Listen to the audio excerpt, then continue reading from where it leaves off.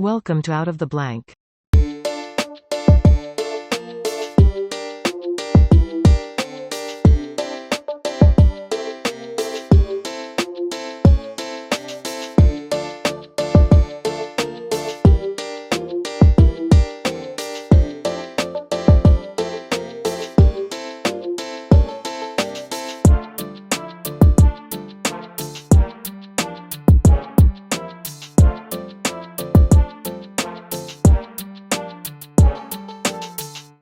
Welcome to another episode of Out of the Blank podcast. Darren, it's a pleasure to have you on the show. Can you please introduce yourself to everyone out there listening?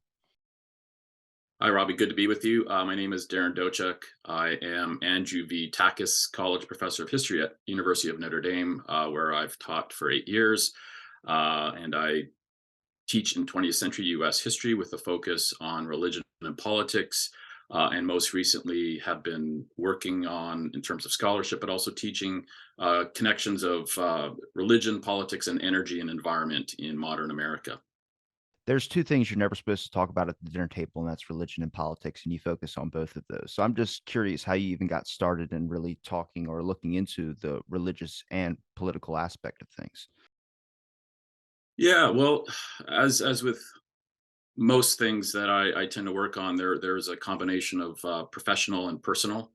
The personal goes way back to growing up in Western Canada, and I'll try not to be too biographical here, autobiographical, but growing up in Alberta, Canada, which does have something to do with my interest in oil, which we'll get to eventually.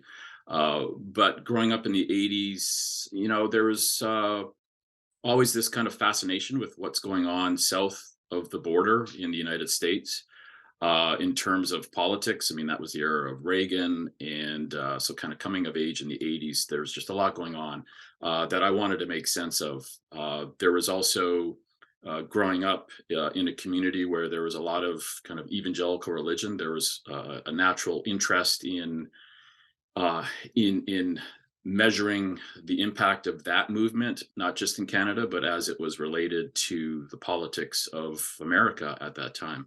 So that's kind of the personal side. And as I worked into my undergraduate studies here in Canada, decided to write more about that, and then eventually made my way down to a PhD program in the United States where I could kind of apply those interests and really become a professional historian of the intersection of religion and politics. So the personal does matter here. The professional side is when I was doing doctoral work at Notre Dame back, 2015, 20 years ago, I guess. There was just a lot of room to explore the intersections of religion and politics from a historical perspective. And especially with the rise of Reagan conservatism, there was a rise within the scholarship that I was immersed in of trying to understand how did conservatism come to be kind of so powerful in the 80s going forward. And so from a professional aspect, I decided that would be a topic worth pursuing for a dissertation. And I wrote my first book on Southern California and the rise of evangelical conservatism and ultimately the rise of Reagan conservatism. So, and it proved to be, I think, a good choice. This was a way to immerse myself in conversations, not just about religious history, my kind of primary interest, but also in political history and to dialogue with political historians, which is something that required a little more heavy lifting on my part. So those were decisions made, and here I am years later, continuing to work in those fields and at the intersection of both categories. Now, did the intersection start during you mentioned the Reagan era, and it's like, obviously each president kind of has their own era, but there's usually it's like a timeline. There's the 60s and the 70s, but it seems like the Reagan era or whenever he was president, whatever was going on. I mean, is that when the intersection really takes off? Is that like a peak point, or did it go back even farther than that? Like, I've talked to people who studied like Norse mythology and a bunch of things about the Vikings and other things.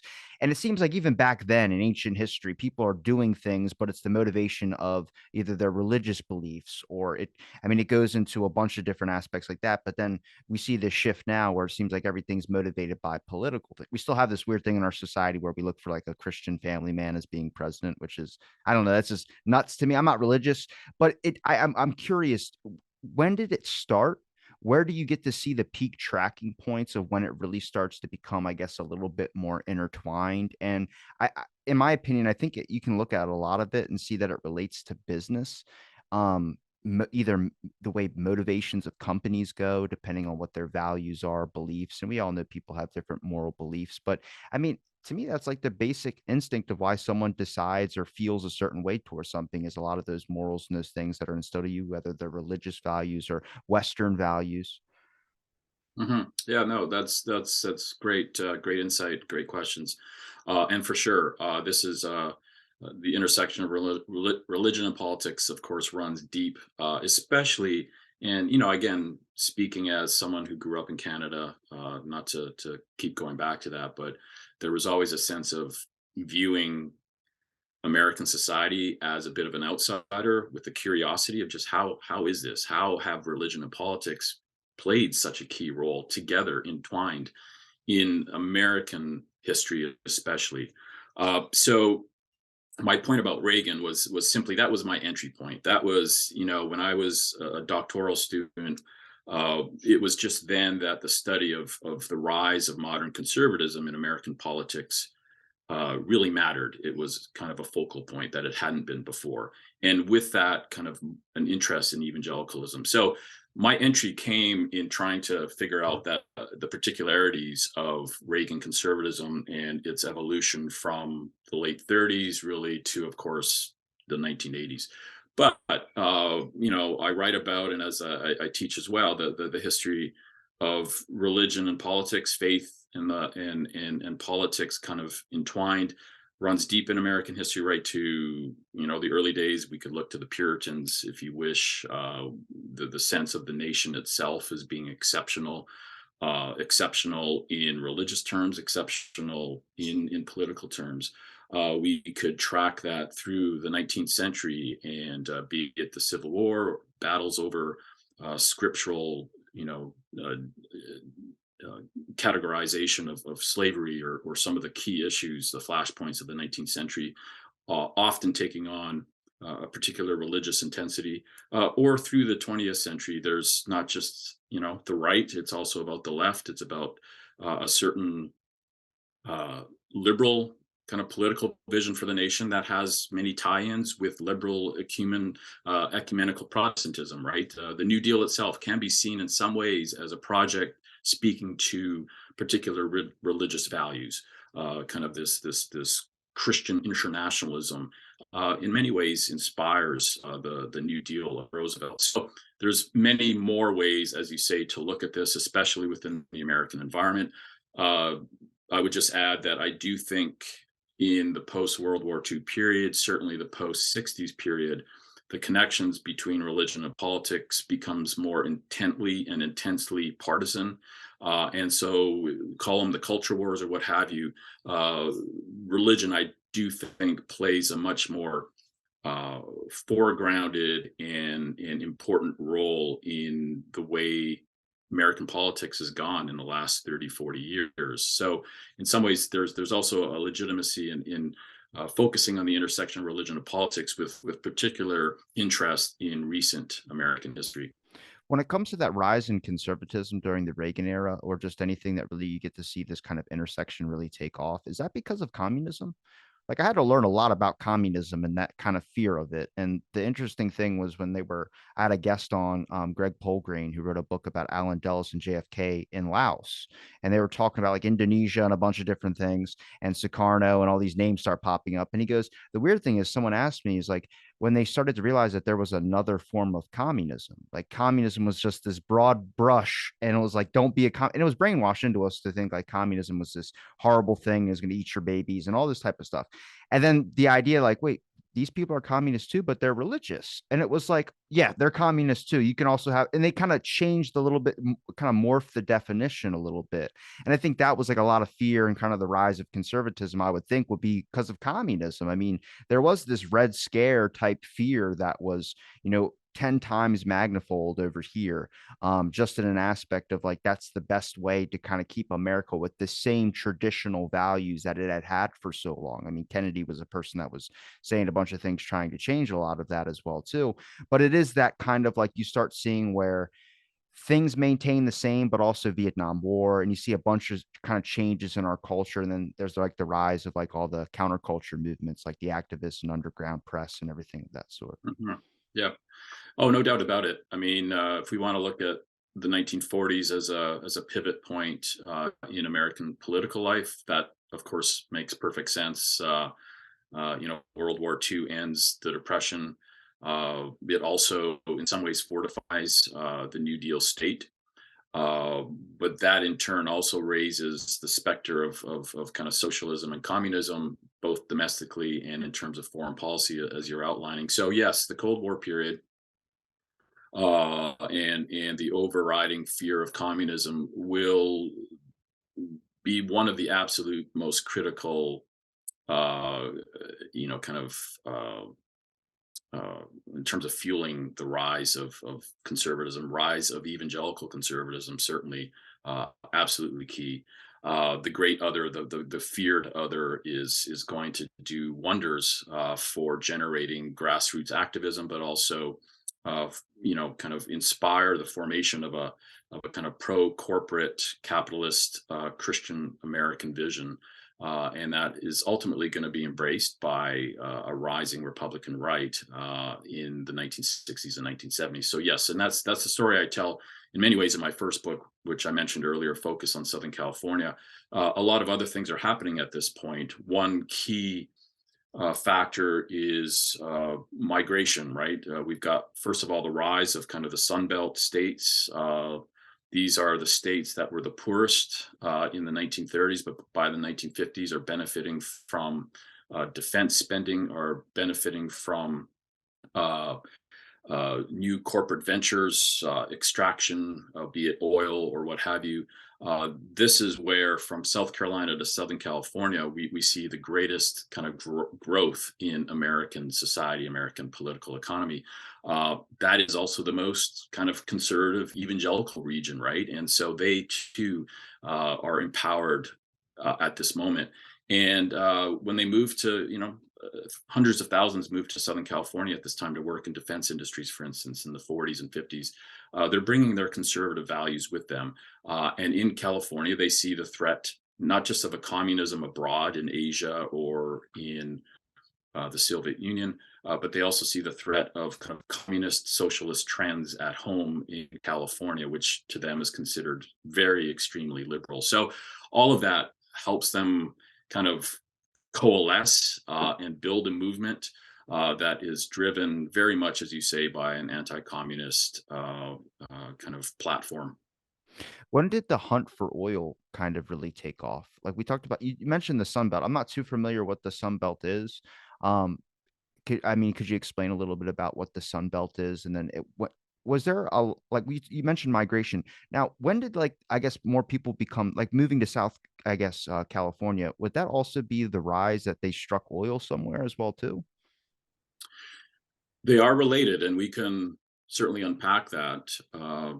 In First of all, in general terms, yes, the Sun Belt, kind of a vague notion, but it's one that was used by Republican strategists. For instance, Kevin Phillips being most important, most famous Republican strategist in the late '60s, who saw the rising South.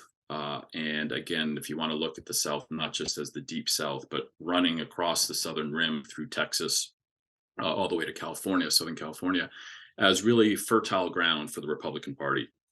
And why was that? It's because this was a region, as I said, was coming alive in the post World War II period because of its pro business policies, generally more anti labor, for instance. So it was, promoting tax breaks for companies, encouraging business to move to this region.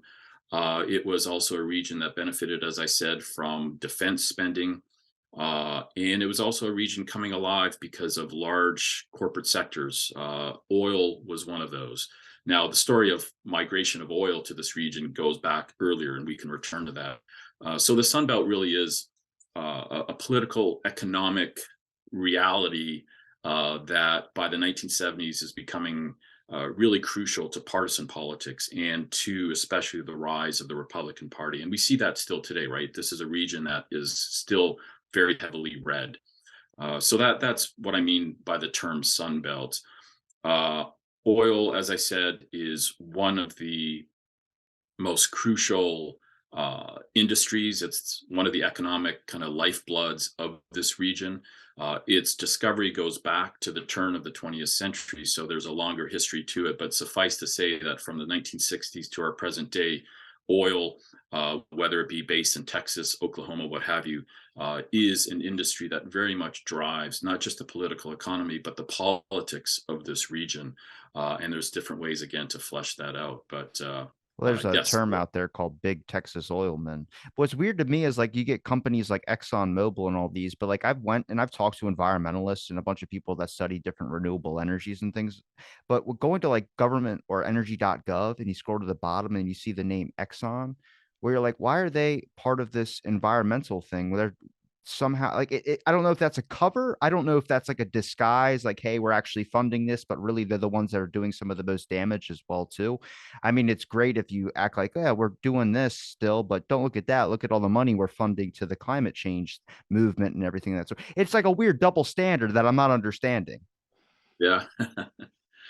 Yes, well, that's complicated too. I think what you're seeing is an effort by the majors, kind of, or super major oil companies that through history have, of course, promoted this industry and promoted its kind of its Americanization and also its globalization. Again, a longer history that we can talk more about. Uh, Today, I think they see the benefits, the economic benefits of trying to diversify and trying to encourage a more kind of green energy agenda alongside their continued investment in carbon, in oil, oil and gas. So I think they're trying to have it both ways. A more generous side of this would say that they see a future in which sustainable alternative energy sources are going to become increasingly more important, and they want a piece of that, and they want to encourage it.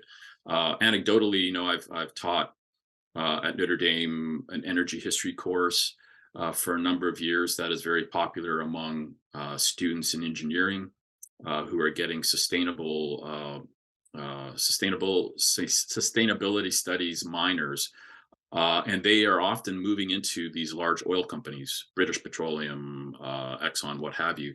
And within those corporate structures are actually becoming kind of this young vanguard of promoting green energy within these large oil companies, and they're being supported by the top down corporate structure. So there is a way in which it does make sense. There are contradictions, of course, always in play here, but I think both from an economic incentive and also a sense among many within these large corporate bodies of moral responsibility.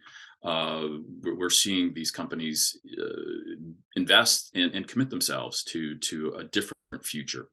Does that change the company's kind of conservative, I guess, conservative or capitalist ideas that they might have had from the start? I mean, you have a bunch of young students, and I think my generation is probably more conscious about the environment, but also probably have a little bit more different ideas of capitalism. I mean, capitalism worked for the most sense. I mean, after I think during the Great Depression, it was kind of that after part of where we're going to go. Are we going to keep with this capitalist model, or if we're going to take a more social model? And then they took the capitalist model, and to me, that was just a short kind of drink. It wasn't something that I think that was going to work permanently. I mean, it's still, influenced so much of our culture today, but that's the same thing with oil as well, too. I mean, if you look at the time period of when people were actually striking oil, like back however long ago, there was no concern if we're ever going to run out. It was just this idea we got to find more of it. We got to keep going and looking and doing whatever. And it became a giant influence into our culture. Now, at this point, with the amount of renewable energy talks I've had, it's about trying to wean off of what we've built basically our whole entire society on. And there's some people that necessarily don't want to give up, they or at least in their lifetime don't want to give that up, who own these major companies. But at the same time, they what you mentioned, they want to also have a stock in something that is going to be the next. So they're not completely out if it does transfer over. Right. Yeah. No, well put. Yes, there's been this incessant, this continued drive from the very beginning for more and for new oil sources. I would say it's also been driven by fear of peak oil in kind of multiple cycles through American history. But yes, good point. I think, and this is a something I focus on very much in the book, is to think of oil not as a monolithic thing in terms of a corporate entity. It's not just big oil. We talk about big oil, and rightfully so in some ways. This is a sector, an economic sector that does often operate uh, with a united vision, a united voice in terms of protecting its interests, right? But within, it's also a very divided industry, and through time, uh, one of these divisions has been between kind of major oil, these large multinational uh, operations represented by Exxon, represented by kind of the standard oil of yesteryear and its legacies. And on one side, and those representing kind of smaller independent oil firms run by families or run by just kind of at a smaller scale. And that those divisions matter too, I think, even in our present day. I think talking about Exxon or British Petroleum or some of these super major companies, they have a luxury of scale, right? They can at once promote continued exploration and production in oil at the same time that they have other wings within their corporate structures to support sustainable energy sources and the exploration for alternatives. Uh, they're massive enough to be able to take those chances, take those risks, to test the waters for something new without losing their primary economic base or interest, right? Whereas throughout the Southwest, and we can go back to the late 19th, early 20th century for why this is, there's also been a very kind of certainly powerful, animated, kind of independent oil sector. But these oil companies, those who are working primarily on domestic shores, are most focused on opening up new production here in North America or along the Gulf. They tend to be more fiercely protective of oil interests. They have to be, right. They're a little bit more desperate. They don't have the benefit of scale, and so they tend to be the most vociferous in their political lobbying in Washington, for instance, for protecting their rights to drill, their rights to explore on domestic shores. And so, I think those are some important differences also to understand if we want to measure the role of oil in current politics and in current kind of political economic ambitions for the nation. Well, it's weird to me is that when you start seeing some of these government officials who are hanging out with some of the biggest people in a lot of these oil companies, and whether you say, like, I mean, that that's a dangerous relationship or a dangerous friendship, I mean, somebody's getting something out of whatever is going to happen, whether it's less restrictions or I guess maybe not a close as eye as to some of the environmental issues that they may be doing, but that's what like, when did that start? When did this relationship between, I guess, our politics get intertwined with some of I mean, individual as, like, individual actors, not necessarily the global scale of politics, but just this relationship with our government compared to the relationship with, oil companies, private owners, whether they're big corporations that are these people that are in charge of these companies. But you get into this aspect of like, is that because of, this control aspect of things? I'm not saying like a deep state or anything. I'm just mentioning the fact that this capitalistic relationship that has now grown between both of them, and it seems like the thread that connects them is the capitalist system. Oh yeah, for sure. I mean, throughout its history in the United States, running back to the 1850s, 1860s, when it was first kind of discovered, but seen as commercially viable. Uh, Oil has always represented itself, those in oil have always represented this sector as the quintessential American capitalist endeavor, right? It embraces, it encompasses all that is kind of pure, as they see it, of the capitalist venture. It requires risk taking, it requires initiative, it requires entrepreneurialism, it requires kind of experimentation, uh, ambition melded with mechanical know-how. So, and it is always looking for new frontiers, right? This is the ultimate capitalist venture. Incidentally, that's why, oil, the industry itself has always sold itself as that. Go back to the 1920s, right? Some of the moments when capitalism was flourishing as quintessentially American in the 1920s, it was the oil industry that was always kind of pushing that narrative. Or in the 1930s, when capitalism was in trouble, oil was always playing a defensive role in shoring up kind of capitalist values. So that's, I think, key to what you're saying. Again, with differences between different sectors within the oil industry mattering as much as well. Your question about the state, and again, it runs deep in the history of oil in American life, right? In the kind of first generation of oil production in the United States, based largely in Pennsylvania from the 1870s through the 1890s.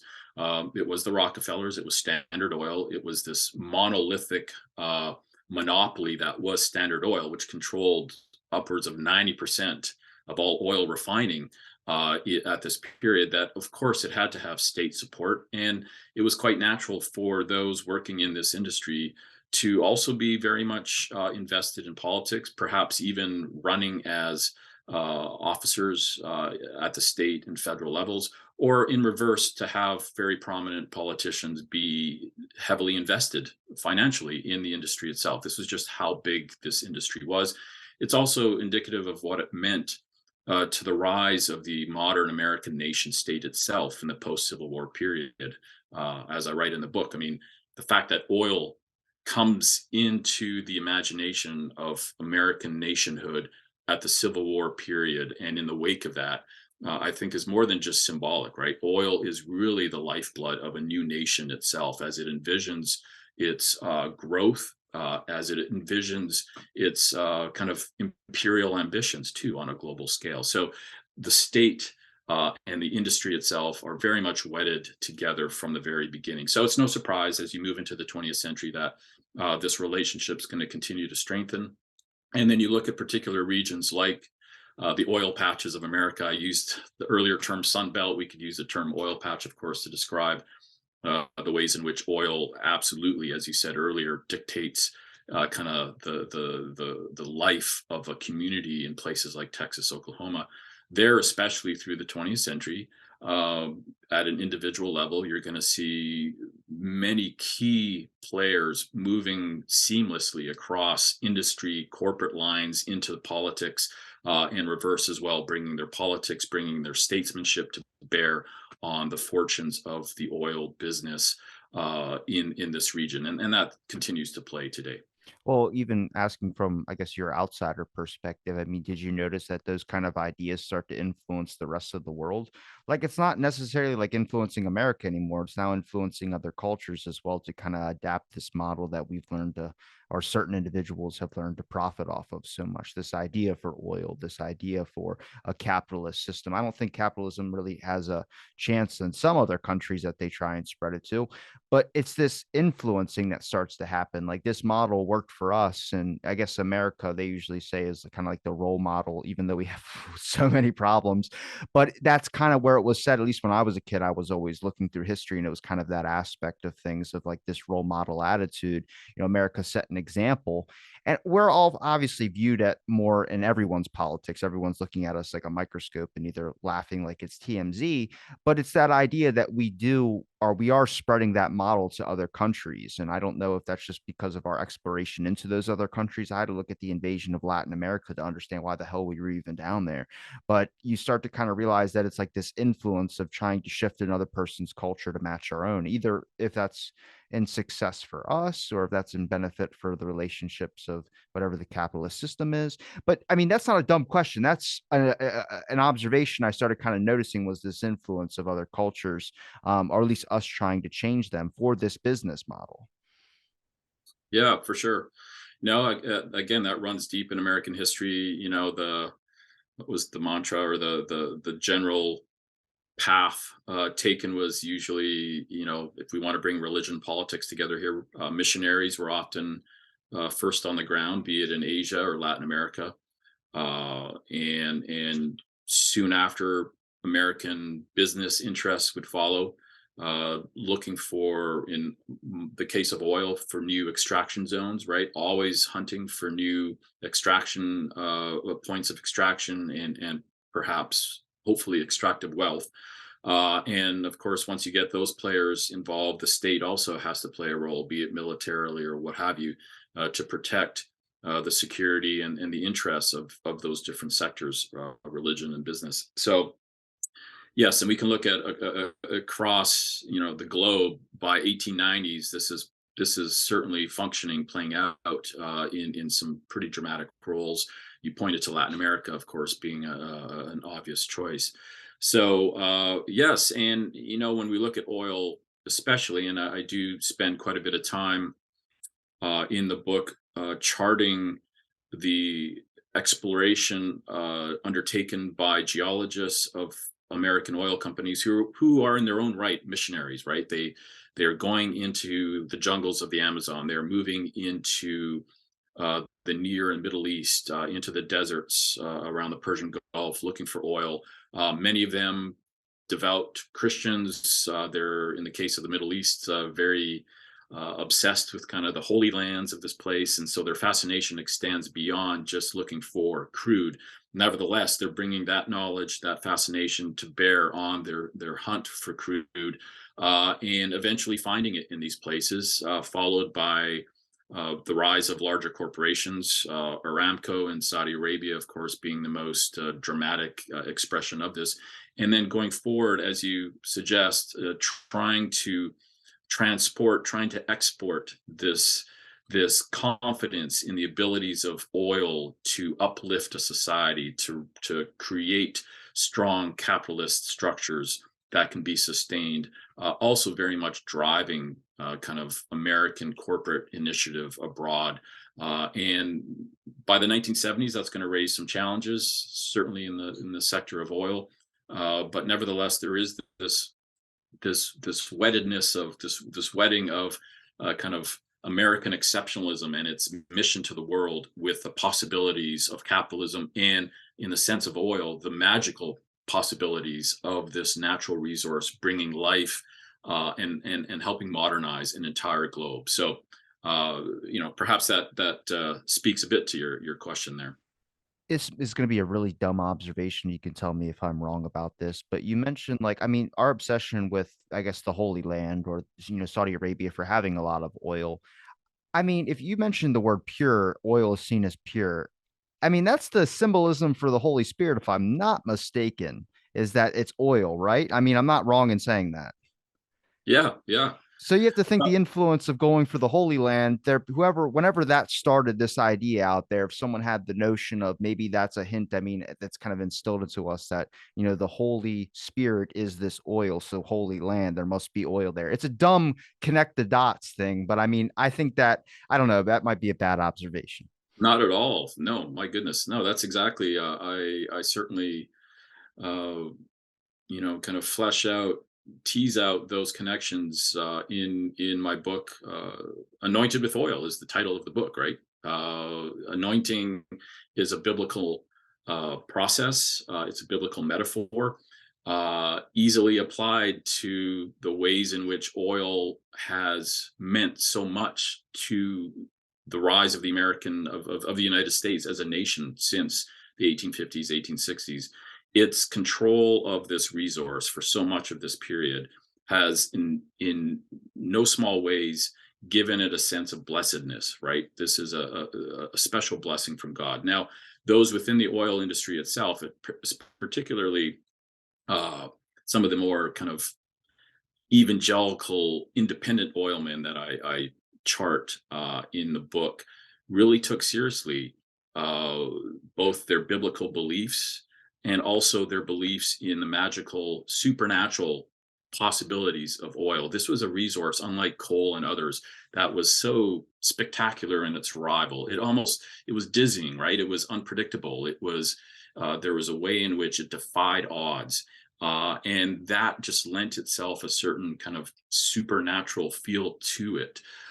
Combine that with a belief in Bible teachings, especially end times teachings, which raised the importance of the Middle East. It's no wonder that these kind of come together in a way that you kind of hint at to make the Middle East a vital, outsized kind of region for oil exploration. And we can get into the nitty gritty, but as I said in the book, this divide between major oil and independent oil will also have play a role in the geopolitics of the Middle East. Major oil companies, the standard offshoots, uh, uh, Gulf included, British Petroleum, are all going to create these massive structures of oil production and refining and transportation in the Middle East and Saudi Arabia, for instance, with Aramco. By kind of marrying themselves to the fortunes of oil production in Arab states, they're going to, by extent, not be allowed to work in Israel. Israel is going to be every bit as anxious to find oil in its borders in the post 1948 period. Where they're going to turn for help is to the independents, those who have some wherewithal to work on a global scale but cannot compete with these Aramcos of the world. Many of these independents are Texas, Oklahoma evangelicals who see their work in the Holy Land as blessed, right? Not just for helping Israel find this resource, make it profitable, but also to help Israel sustain itself in anticipation of this glorious end that they see kind of that they read about in scriptures pertaining especially to the last days. So just again, building on what you said, I think it's a great insight, and that's certainly something that I think makes oil so important to American life, not just from a political or economic standpoint, but in terms of the psyche, in terms of the imagination, the ways in which this nation and its citizens have imagined its place in the world, including in the Middle East.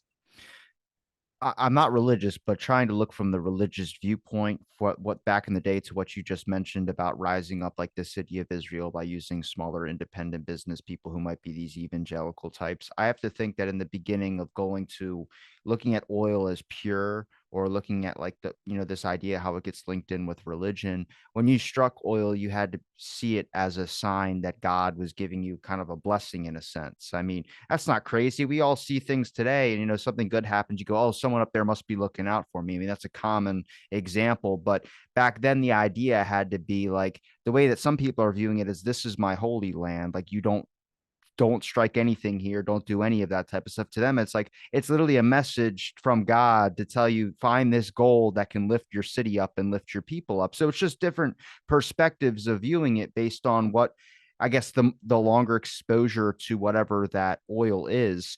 I mean, we see it over here. I mean, I was going to ask this question earlier, but when you see the kind of the relationship with oil start to begin and these ties start to happen, was that like that with coal? Were they as kind of like the relationship with people that own coal mines and governments start to kind of create that little bit of relationship, and it kind of just grew faster and a little bit deeper when oil became a different resource and they learned how to work with that better? Yeah, great points there. And I often had that question asked to me, well, what's the difference between oil and coal or some of these other kind of extracted resources?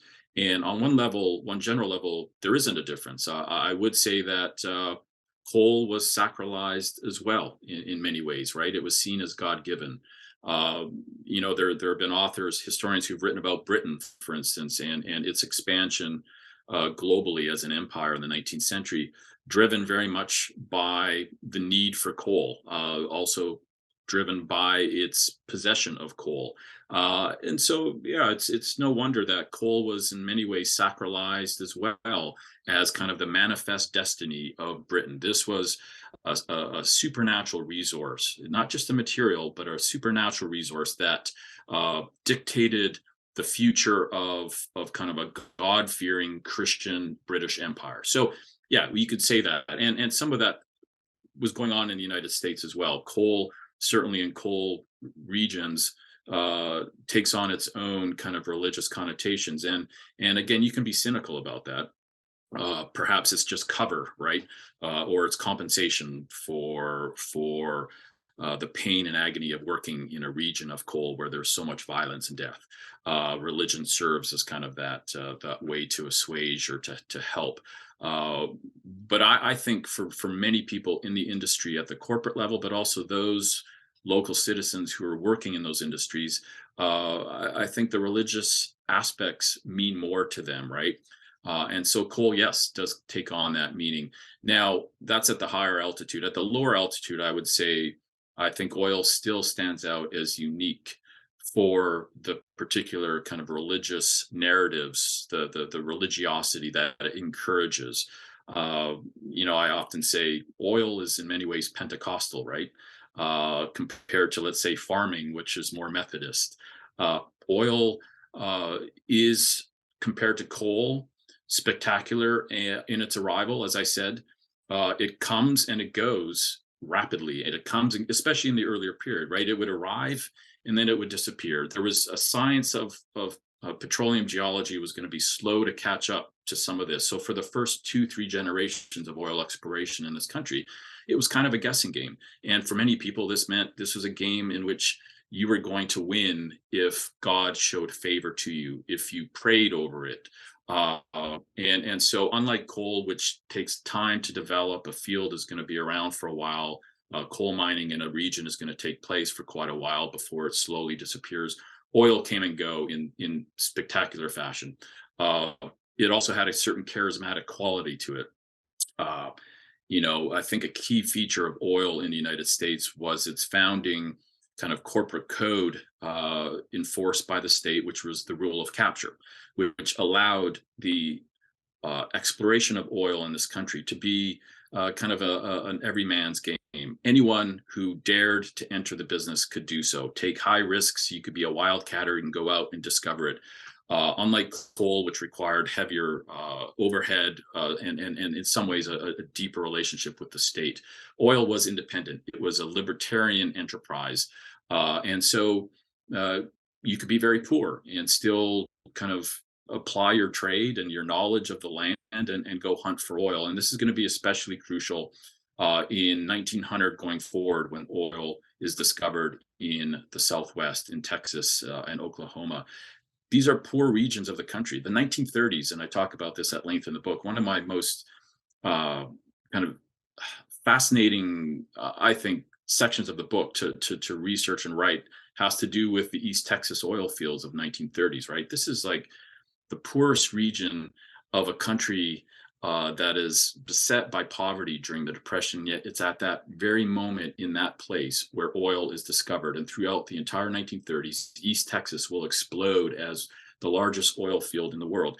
Is it any wonder that oil is going to be seen as a divine blessing, right? These are religious folk who have been suffering mightily, and all of a sudden this resource arrives, and it's going to create wealth. It's going to create, of course, poverty and problems as well. But it's easily grafted onto this narrative of divine blessing, and by extension, by kind of this notion of a manifest destiny. So Well, all look how that's to many say people is, about to say, look how many people were praying during the Great Depression for this pain and suffering to end, looking for any sliver of hope. And the next thing you know, oil starts striking up, and you're looking at it like, oh, I had to suffer for a little bit to get to the Holy Land or to get to this paradise and then now they're excelling their lives and not even thinking about any I mean, I think it's with now in today's time where there's a lot more people that are largely probably unreligious. I think 46% of the population, last time I checked, like 3 or 4 years ago, I just don't know what to believe in or choose to worship at home. And I think like you see that you start to see more of an environmental conscious now, like people are paying attention to that.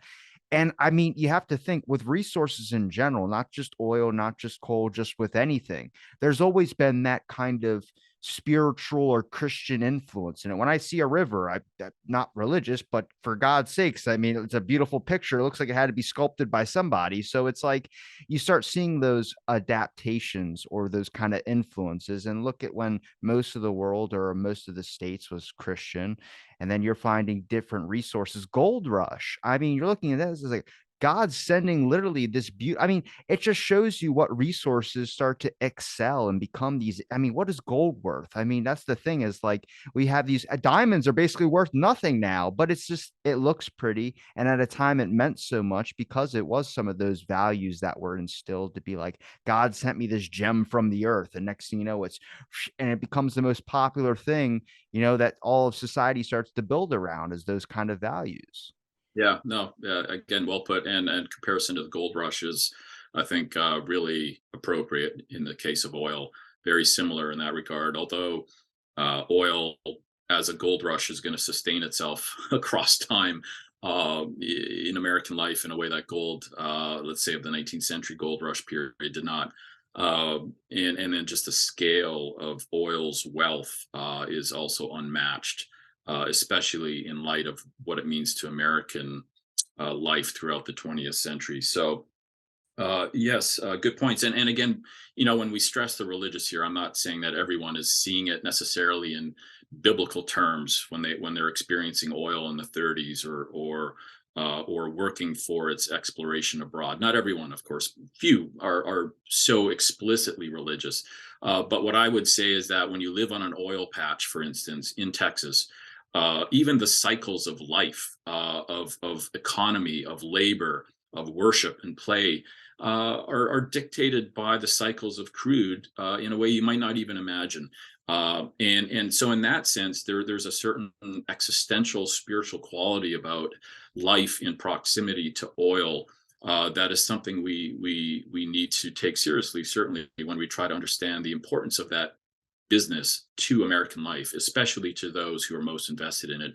And that goes to questions of environmentalism and such too. I mean, trying to extract ourselves from this extractive industry is not so easy when it's not just a question of labor or jobs. It's not just a question of damage to the landscape. It's also about how generations of Americans in those areas, in those oil patches, have dictated the ebbs and flow of life and defined them in these existential and spiritual terms. I'll just add to that, we look at the spiritual dimensions of oil and its discovery as kind of affirming divine blessedness. But by extension, oil through time, including in the 1930s, East Texas was also seen as a violent industry. It was one that came and went suddenly. It would leave behind damage. It did great damage to bodies. It killed. Fire, of course, an affliction that was common. Some of the most devastating, including one of the most devastating industrial crises in American history, took place in East Texas, 1937. I write about the New London school disaster, and perhaps you're not aware of this, but there was an underground explosion due to gas lines in East Texas that ran underneath one of the most brand new, one of the most kind of posh high schools in the United States, built on oil money. And the school exploded and over 300 kids died. So this is, again, while oil was welcomed as a sign of blessedness, citizens in the oil patch also came to view it as temperamental. And how do you deal with that tragedy? How do you deal with losing half or a third of your underage population at once? You lean even more heavily on kind of your understanding of the Bible, of the divine. How do you find healing? You find it in the teachings of kind of a Pentecostal evangelicalism that says our bodies can be healed through our commitment to Christ. So in that way too, it's not just the boom, but the bust of oil and its cycles that reinforce a certain kind of of religiosity that we see today still so prominent across the oil patches of America. Did you ever look into if there was anybody that was aware and thought of oil in an opposite way instead of a way that was prosperous, but a way that was kind of like the seven sins? Like you kind of have to think of oil like what it does to you. I mean, if you look at the seven sins, it's basically essentially you can consider it a test of your faith, for instance. Are you going to accept these seven sins? I mean, look at the people that eventually become adapted to this growing, I guess, business that they have or their growing lifestyle. You got which greed that's involved in that. You have so much that starts to leak in where it's like when I start looking at kind of like oil in a sense, like, oh, this is like the seven deadly sins, like the things you're supposed to stay away from because of what it does to a person. You end up losing those some of those core values that maybe a life or a generation before you would have held so true. And I think some people had to be deterred from even going after some of these fancy objects, and they considered it probably the opposite fact. They're not even angelical or looking at it from a God aspect. They're looking at this is like the devil. This is temptation. Don't lead into temptation. I know plenty of people that won't risk anything because it's that idea of temptation, and they do have strong religious values in that sense. Yeah, yeah, yeah, for sure. And again, that's uh, the other side of this story that is in many ways also animated by its own morality, by its own moral perspective, by its own judgment, that for many through time in American life have been dictated by their own religious principles. I write extensively about Ida Tarbell, one of my more compelling figures, someone I really enjoyed uh, kind of spending time with in the archives. And Ida Tarbell is the journalist of the turn of the 20th century, or the muckraker journalist who wrote an expose of Standard Oil, uh, and basically took the company down. Right? It's based in many ways on kind of the public perception that she generated in opposition to Standard Oil that kind of helped move along federal kind of action against Standard Oil, deeming it a monopoly and forcing it to disband by the Supreme Court ruling of 1911, I believe. So, and in many ways, Tarbell saw oil as evil. It did damage to her family. It did damage to her West Pennsylvania town, and she was coming at it from the perspective of a very devout Methodist Quaker as well. So, in any case, yes, through time, oil has also been seen, as one Venezuelan oil minister said in the 1970s, famously or infamously, oil is the devil's excrement. And so there is a sense that oil has always represented, as you say, in a way I hadn't thought of, kind of the seven deadly sins kind of at their extreme. Oil has always been seen as, more so than any other resource, I would argue, as a potential for exaggerated, extreme kind of injustice and damage to the soul of a community, the soul of a nation. If you want to look at 1950s America, there's plenty of offerings here from Hollywood. For instance, Giant was one of the most popular movies of the time, based on a popular book. Uh, Starring James Dean, Elizabeth Taylor, right? And it was very much in this genre. In the 1950s, there was this obsession with oil in West Texas that was being discovered at the time, but also of the damage being done by oil's discovery. It was doing great damage to Texas, right? It was getting rid of the old life of ranching and farming and replacing it with this culture of excess. Hollywood picked up on that and played to those themes. So yes, throughout time, there's this other part of the story that matters. And if we're trying to understand again today some of the debates and tensions over pro versus anti oil, many of those are kind of long-standing narratives based on highly moral, highly moralistic perspectives in relation to crude.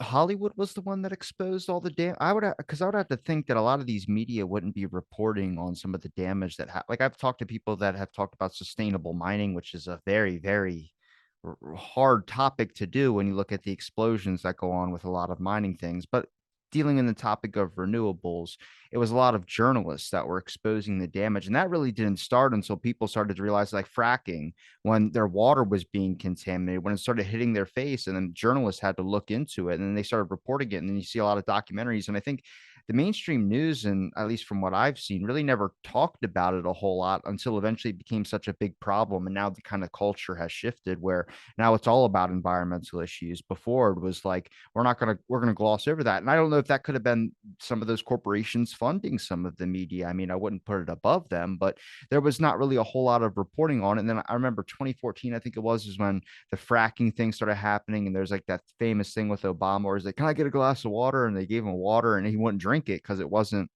And there's like that. There's a recognition from the public, and what sparked the public's interest. Well, it started affecting their lives. I can give a good example, which is when they wanted to build windmills in I live in a beach town, so they wanted to build windmills.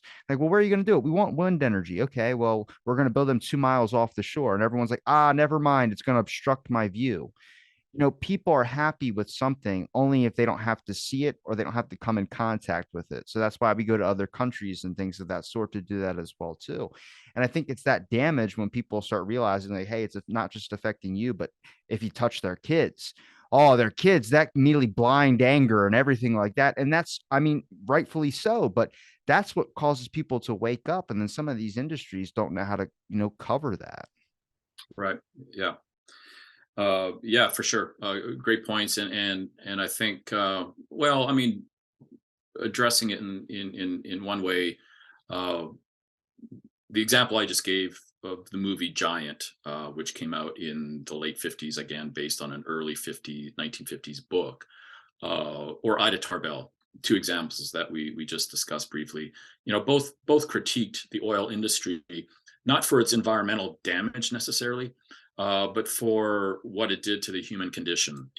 So in Tarbell's case, her father was in the oil industry, and Rockefeller basically drove him to his death. Right, he was bankrupted, and so she witnessed that. She wasn't anti-oil for its possibilities from a capitalist perspective. She still was a capitalist. She just she just saw damage done to capitalism when it was controlled by monopolies. So that's that. Uh, Giant, it was again a critique of what big oil did to Texas society, what it did to kind of promote again certain excess, egregious kind of forms of behavior among the rich, and what it did to damage traditional Texas values.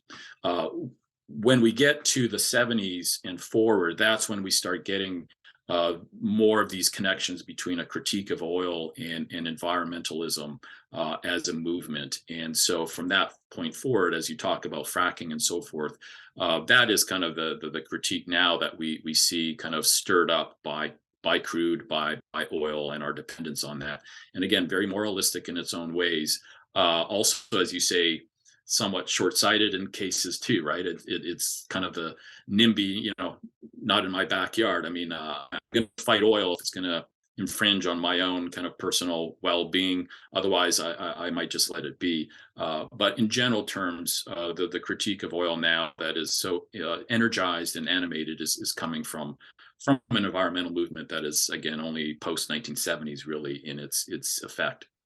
I'm like pro the environment movement, and I'm also kind of like, what are you going to replace it with? Like, that's the hardest thing for me. Is like, whenever that topic, it's like, we need to get rid of oil. It's like, well, what's the suggested method? Because everyone who studies like wind power, water, all that, they all say theirs is the best. And then I go on to like energy.gov and it's like nuclear energy. I'm like, wait, I thought that was going to make you grow a third eye.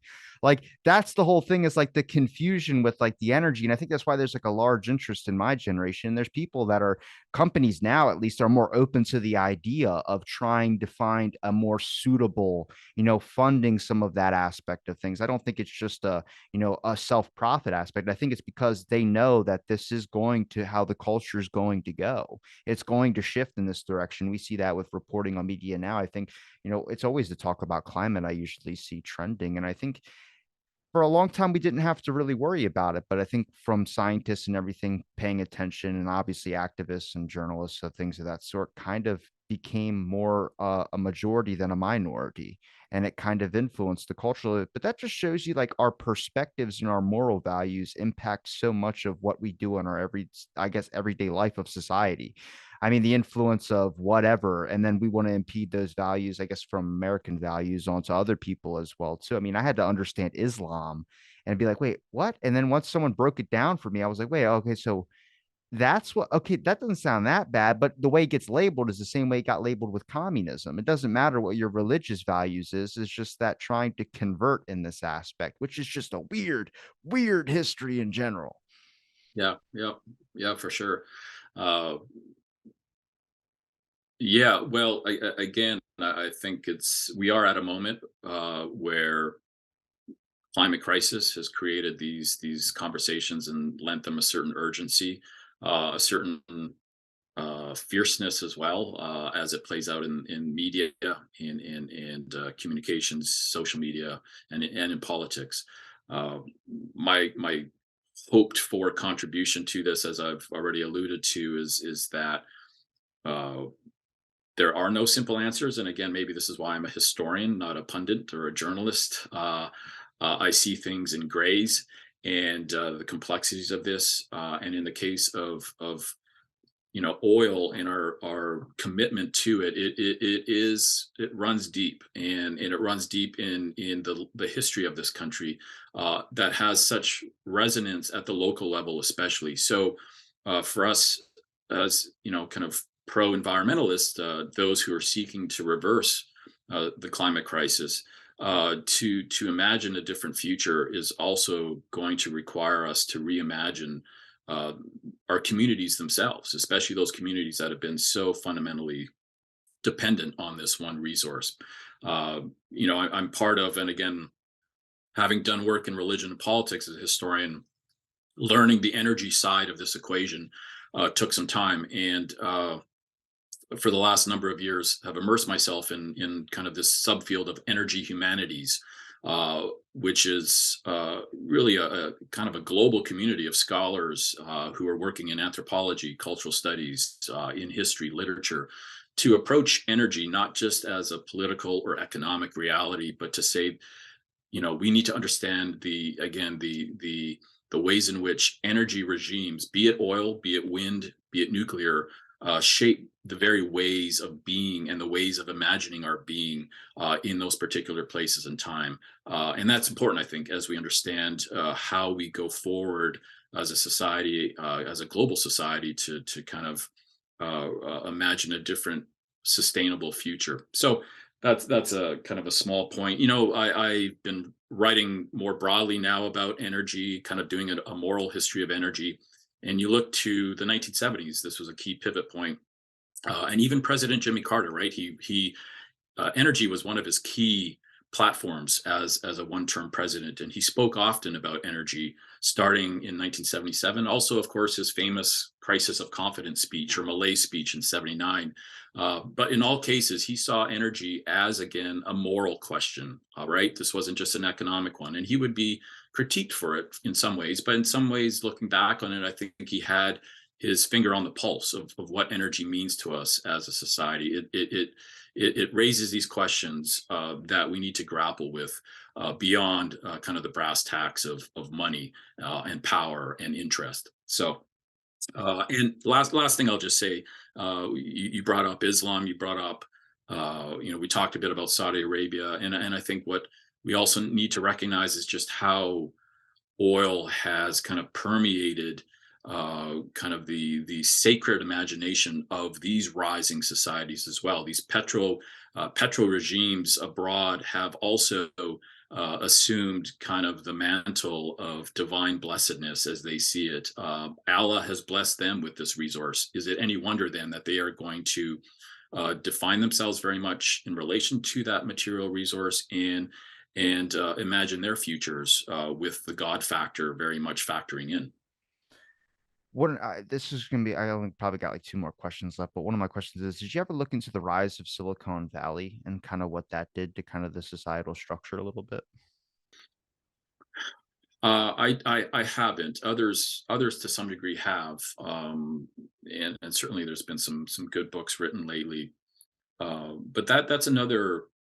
You talked about the gold rush. I think Silicon Valley is kind of another comparable sector to oil, just for its um, the scale and range of possibility in the Silicon Valley for one individual to hit it big and hit it big on a global scale is in some ways unimaginable unless you relate it to what oil was 100 years ago for a lot of individuals. So there is this kind of the magic of capitalist endeavor is embodied in Silicon Valley today in a way it was the oil industry for the last 150 years. So there's a lot of parallels, in other words, and I think we can also talk about the kind of the religious cultural dimensions of this as being similar and comparable as well. But my own work is not necessarily,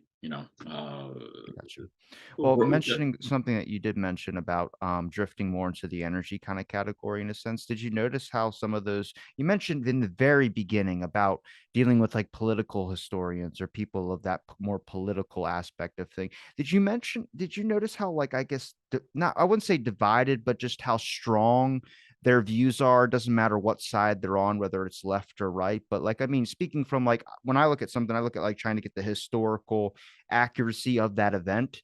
And I started to notice when talking about Hoover, there were people that followed on a beneficial side of Hoover or opposite side of how he was. And it was just like you start to realize that it's those people's political leanings where they could maybe divide the information and start finding something that they appeal to more and leave out the kind of excess information or things they would deem as excess that the other side might cling on to. And I've noticed that with the energy thing, it's like depending on if it's water, depending on it's wind, if it's whatever, they'll be more than happy to speak the pros on those sides and then talk the negatives on another, but not mention the negatives of their own. And it's like, well, okay, well, how do we get down to the conversation aspect? And that's like the grouping aspect in social media. I'm just curious on your opinion with that. I mean, from I guess a historian's perspective, you got to look at how people can divide things politically pretty fast. Yeah. Well, right. I mean, and two things there. Not to pull out the Canadian card again. I am an American citizen now, so and have been living in the U.S. for 25 years, and so of course very committed to the project of American nation building. But looking back to my Canadian roots, I think that was partly my initial fascination with the U.S. is that just how ideological everything is. The nation itself is built on ideology. It has, from the very get go, created as a result great division along these lines of, ideas matter, what we stand for matter. But it's also been a very polarized society as a result, and of course with social media and so forth, I think we're seeing that more and more today. Whereas in Canada, this was a country cobbled together uh, for a sense of order, right? This was a very practical thing. Yeah, sure, let's come together. And so it's never been as animated in its politics. There is a sense with the United States that this is a grand experiment that is always being tested, right? And so that's one perspective coming at it, from this outsider, which I find. This is why I continue to be fascinated with writing about American history. And then, secondly, again, the point I've kind of underscored throughout is writing as a historian, and I think we do see so much. Uh, Kind of I don't want to say noise. There's just so much intensity to both sides of anything in American life, and certainly related to energy and environment. That I think it's the historian's role to say, let's step back, let's see how we got to this point, and let's just see and appreciate the complexities of the commitments through time that we've had as a citizenry to perhaps this one resource or to the environment. Without giving up necessarily our beliefs and our priorities, our values. At least let's come together to appreciate the gray areas, the ways in which There are no easy answers all the time. And I think that's the job of the historian, more so than the journalist or the pundit or those who are activists and advocates for their particular point of view. And so I continue to write in that framework, hoping that people from both sides can appreciate their own histories anew. And I will say, one of the great satisfactions of writing this book and talking about it for the last few years is I'm a product of an oil patch. I grew up in Alberta, the Texas of Canada. I've spoken across Alberta. I've spoken in Texas and so forth. And people who are in the oil industry have come to appreciate what I've had to say. I think it's added to their own uh, sense of the history that they're part of. And it's also nudged others kind of on the kind of environmentalist side who are very anti-oil to appreciate just how much this industry has meant to average Americans through time, and just why it is then that it might be so challenging going forward for us to carve out a new path. So as a historian, again, that's where I seek to place myself in the conversation, and I'll let others bring the heat to the conversation. Well, Darren, I really appreciate the time you gave me to talk on my show. Is there a place where people can find any of your links if you have a Twitter or website, and also anywhere people can find your books as well too?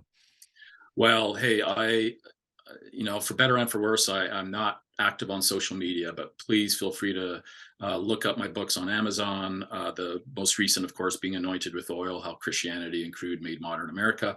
That was published by Basic Books. And my website, based at University of Notre Dame in the history department. Feel free to access that, and feel free to reach out with an email. Well, I'm going to link all your links in the description. It's been a pleasure chatting with you, and thanks for listening to this episode of Out of the Blank Pod.